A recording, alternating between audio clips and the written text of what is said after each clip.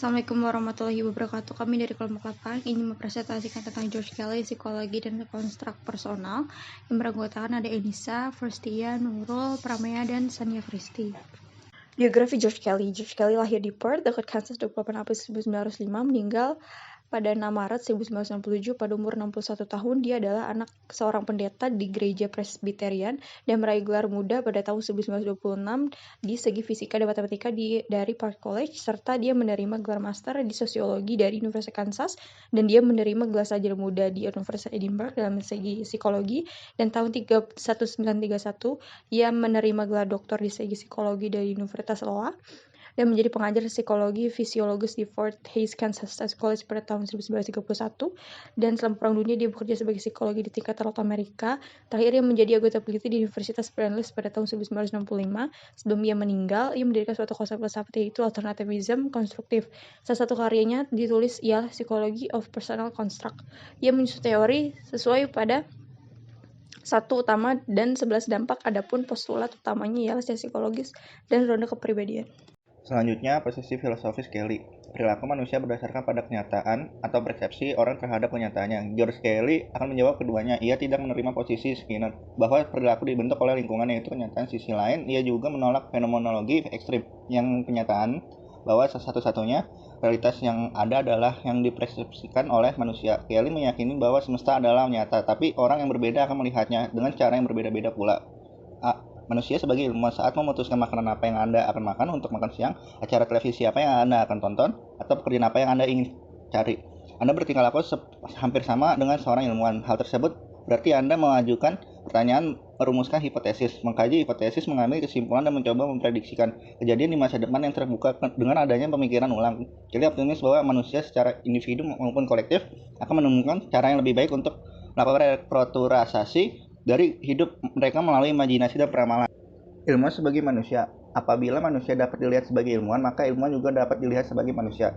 Karena itu pertanyaan-pertanyaan yang dibuat oleh ilmuwan harus dinilai dengan sikap perspektif yang sama dengan sikap kita dalam melihat perilaku apapun. Setiap observasi ilmiah dapat dilihat dari berbagai perspektif yang berbeda. Setiap teori dapat sedikit dibelokkan dan dilihat dari sudut pandang baru. Pendekatan ini tentu saja mengidentifikasikan bahwa teori Kelly tidak terlepas dari kemungkinan untuk rekonstruksi.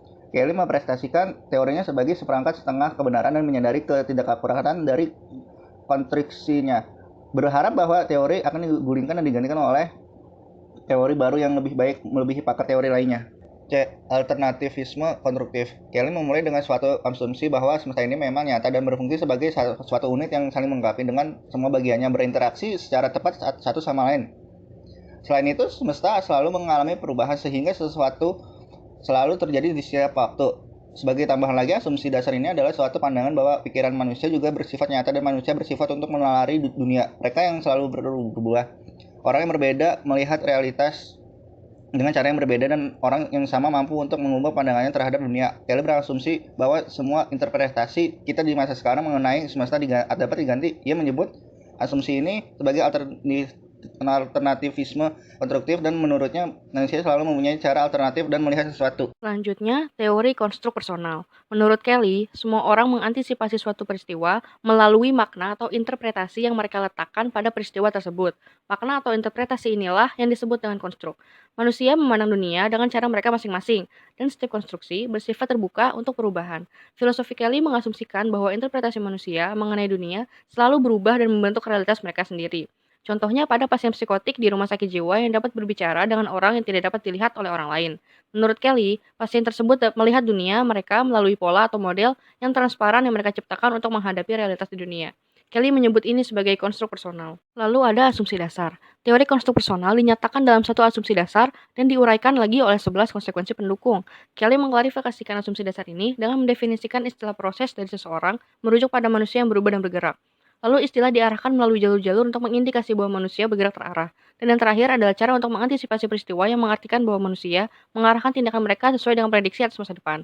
Untuk menguraikan teori konstruk personal, Kelly mengajukan konsekuensi pendukung yang dapat diambil dari asumsi dasarnya, yaitu yang pertama ada persamaan di antara peristiwa. Manusia mengantisipasi peristiwa dengan membentuk replikasi berulang pada peristiwa yang temanya sama. Contohnya, jika seseorang menyetel alarm, maka ia akan menduga bahwa alarm tersebut akan berbunyi pada saat yang tepat seperti sebelum-sebelumnya.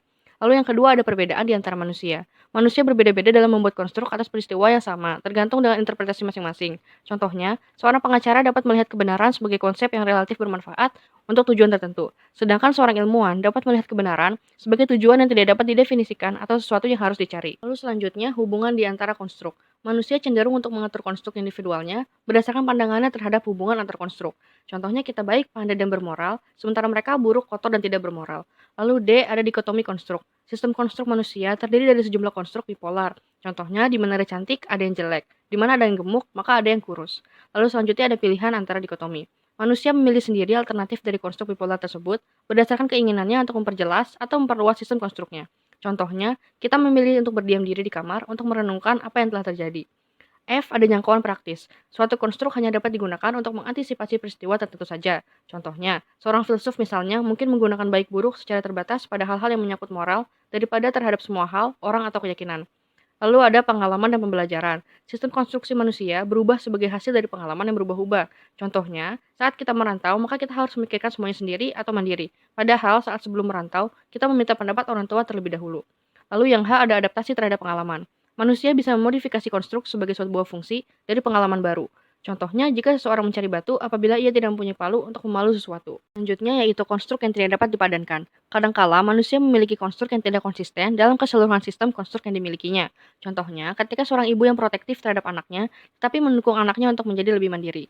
Lalu yang J, ada persamaan di antara manusia dalam menginterpretasikan kejadian. Manusia dapat menerapkan konstruksi yang sama dengan orang lain jika proses psikologisnya sama. Contohnya, norma, kultural, moralitas, dan idealitas. Misalnya orang Indonesia mungkin mempunyai konstruk yang sama mengenai demokrasi, tetapi tidak mungkin sama persis. Lalu yang terakhir ada proses sosial. Manusia membentuk proses konstruksi dari orang lain. Manusia dapat berperan dalam suatu proses sosial yang melibatkan orang lain. Contohnya, anak kembar yang memiliki lingkungan yang sama, tetapi perasaan dalam lingkungan bermain tersebut terdapat perbedaan. Penerapan teori konstruk personal. Perkembangan abnormal menurut Kelly, yaitu manusia yang sehat secara psikologis membenarkan konstruk pribadinya terhadap pengalaman dengan dunia nyata. Individu yang sehat bukan hanya mengantisipasi kejadian umum, namun mereka juga sanggup membuat penilaian yang tepat ketika hal-hal tertentu tidak berjalan seperti yang diharapkan. Sebaliknya, pada pribadi yang tidak sehat, mereka akan mempertahankan mati-matian konstruk pribadi yang sudah usang, takut menggunakan konstruk baru yang berpotensi mengecewakan kenyamanan pandangan mereka saat ini tentang dunia. Kelly mendefinisikan gangguan tersebut sebagai konstruk pribadi yang digunakan berulang-ulang meskipun tidak pernah valid. Karena sistem konstruk bersifat pribadi, Kelly merasa keberatan dengan klasifikasi tradisional tentang abnormalitas. Meskipun Kelly tidak menggunakan label-label tradisional dalam mendeskripsikan psikopatologi, namun ia mengidentifikasi bahwa terdapat 4 elemen umum dalam kebanyakan gangguan manusia, yaitu: pertama, ancaman. Manusia mengalami perasaan terancam saat mereka mempersepsikan bahwa stabilitas dari konstruk dasar mereka dapat digoyahkan. Kelly mendefinisikan ancaman sebagai kesadaran atas perubahan komprehensif yang akan terjadi dalam struktur inti seseorang.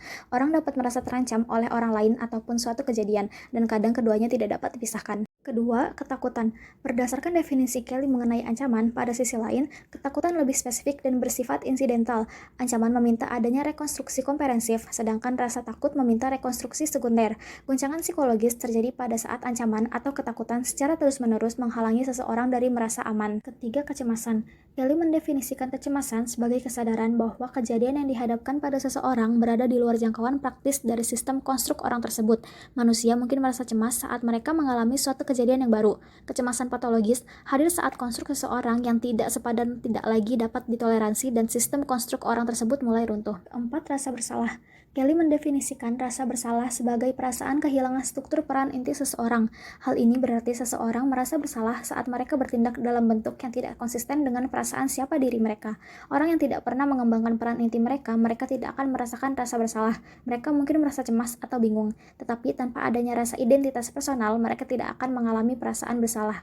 Psikoterapi.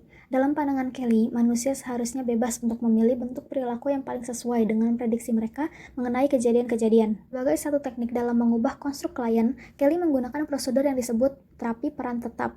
Tujuan terapi peran tetap adalah membantu klien mengubah pandangan mereka atas kehidupan dengan melakukan peran yang sudah ditetapkan sebelumnya, di mana klien harus mulai untuk menginterpretasikan hidup mereka dari sudut pandang yang berbeda dan melihat diri mereka dalam peran yang berbeda. Role Construct Repertory Test atau tes rep merupakan prosedur lain yang digunakan oleh Kelly baik di dalam maupun di luar sesi terapi.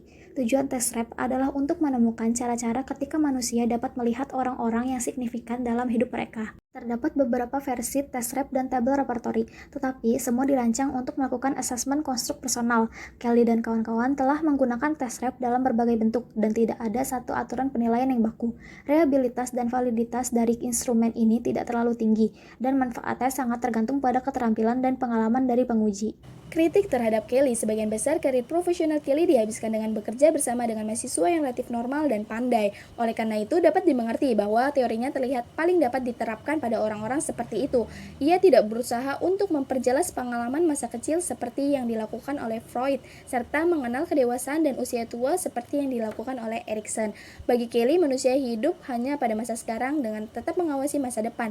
Pandangan ini walaupun optimistik mampu menjelaskan pengaruh perkembangan dan budaya pada kepribadian.